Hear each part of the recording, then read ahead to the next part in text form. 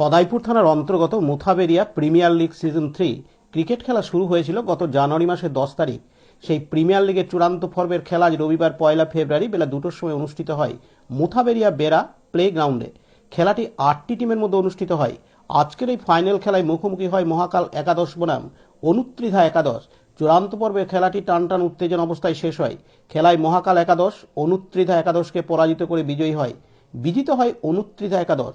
বিজয়ী দলকে 15,555 টাকা ও সুদৃশ্য ট্রফি এবং বিজিত দলকে 13,333 টাকা ও সুদৃশ্য ট্রফি প্রদান করা হয়।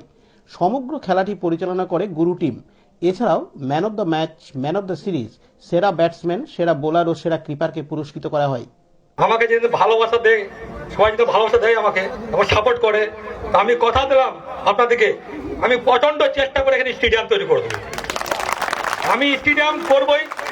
আমি যোগাযোগ রেখেছি সবার সঙ্গে, কলকাতায় অফিসে যোগাযোগ রেখেছি এবং এইখানেও পিটিশনের সঙ্গে রেখেছি।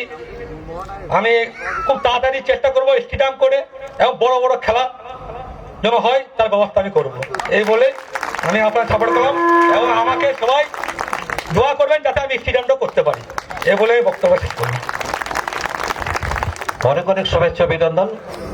এ ধরনের গুরু team hip hip, three chairman Amirul সাহেব hip hip, three chairman Amirul সাহেব হিপ হিপ, থ্রি চেয়ারম্যান এই পুরস্কারটি তুলে দিচ্ছেন। Third position of the Muthaberia premier league এবং এই পুরস্কারটি স্পন্সর করেছেন আসছে বছর।